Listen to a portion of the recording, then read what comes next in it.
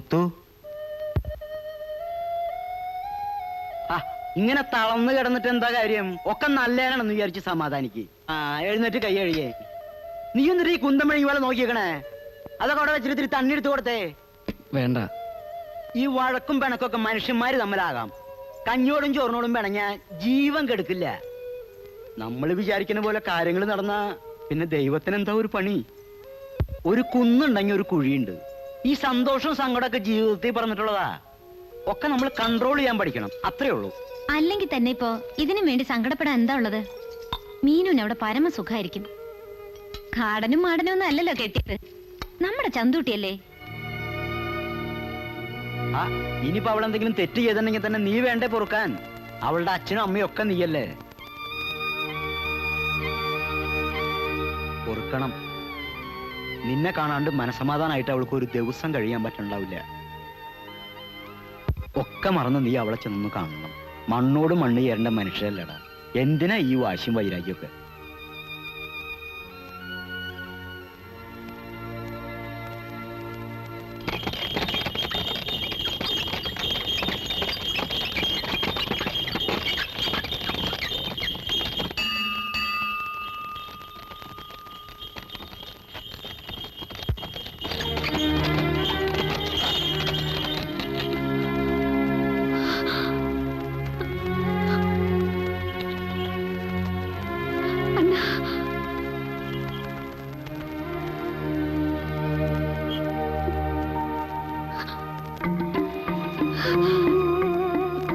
എനിക്കറിയാം എന്റെ പ്രാർത്ഥന ഈശ്വരൻ കേൾക്കാണ്ടിരിക്കില്ലെന്ന്.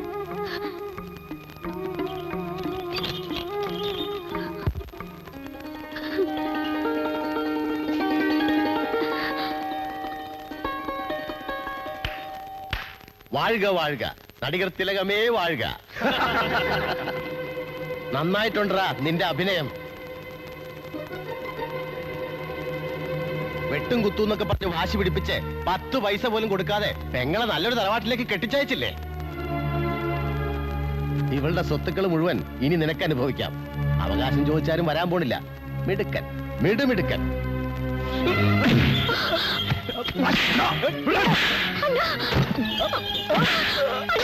നിന്നെ ഞാൻ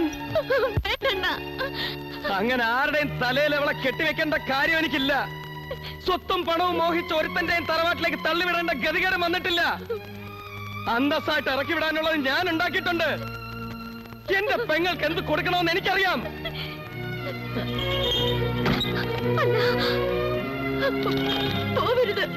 പോവല്ല, അണ്ണം വരും. നിന്നെ പടിയടച്ച് പിണ്ണം വെച്ചിട്ടൊന്നുമില്ല. ഒരു പട്ടിയുടെ ഔദാര്യത്തിൽ കഴിയാൻ നിന്നെ ഞാൻ സമ്മതിക്കില്ല.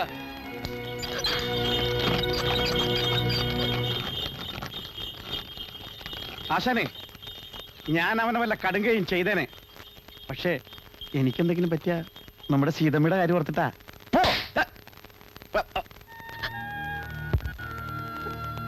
അമ്മാവന്റെ സ്വഭാവം ഇതുവരെ നിനക്ക് മനസ്സിലായിട്ടില്ലേ? വായ പോയ വാക്കത്തിയാ. ചിലപ്പോഴത്തെ വർത്താനം കേട്ടാ മോന്തയ്ക്ക് ഒരു വീക്ക് വെച്ച് കൊടുക്കാൻ തോന്നും. പിന്നെ അമ്മായിയെ ഓർത്തിട്ടാ ഇതൊക്കെ സഹിക്കുന്നേ. പാവം അച്ഛൻ ഇഷ്ടമായിട്ട് കെട്ടിച്ചു കൊടുത്തൊന്നുമല്ല, കൊടുക്കേണ്ടി വന്നു.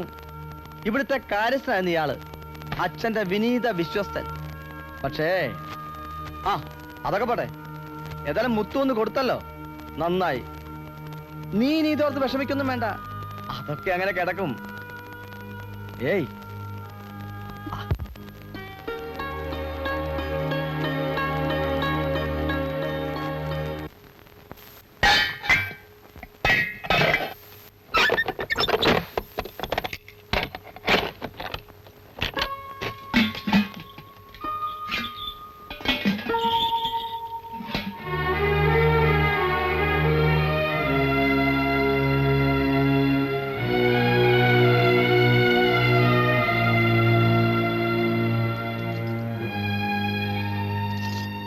வர்றாங்க.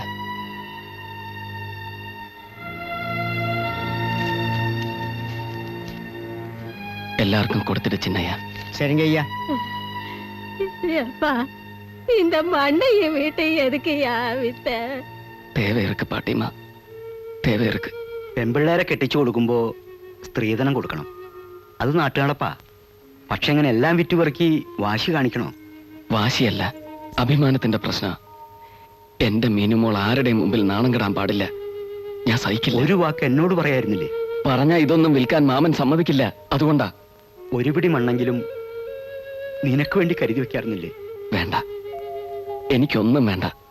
ഒക്കെ അവക്കുള്ളതാ. ചന്തുട്ടി ഇതൊന്നും കരുതിയിട്ടുണ്ടാവില്ല. ഇല്ലെന്ന് ആര് കണ്ടു? ഇതൊക്കെ കൊണ്ട് ഏൽപ്പിച്ചിട്ട് പിന്നെ കൈക്കോട്ട് പിടിക്കാനുള്ള കരുത്ത് ഇനിയും എനിക്കുണ്ട്. മനസ്സറിഞ്ഞ് ആരെയും ദ്രോഹിച്ചിട്ടില്ലെന്ന് ഉറപ്പുണ്ട്. ഈശ്വരൻ എന്നെ കൈവിടില്ല.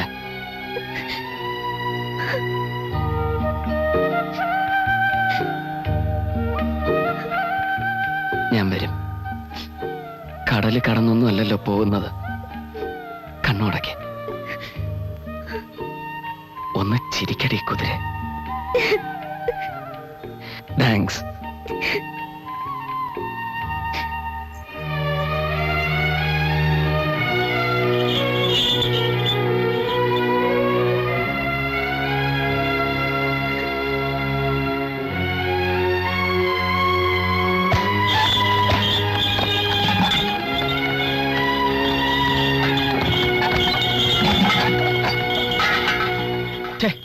താൻ കാണിച്ച വലിയ മണ്ടത്തരമായി പോയി.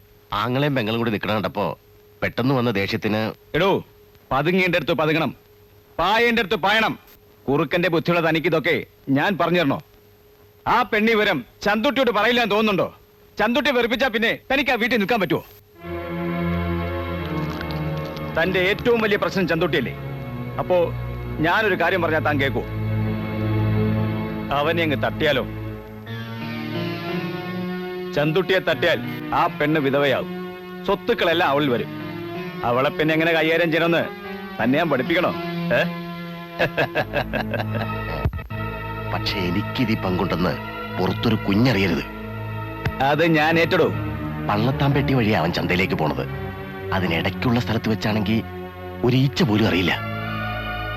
ഇനി അവൻ മാർക്കറ്റിൽ പോയാൽ പിന്നെ തിരിച്ചുണ്ടാവില്ല.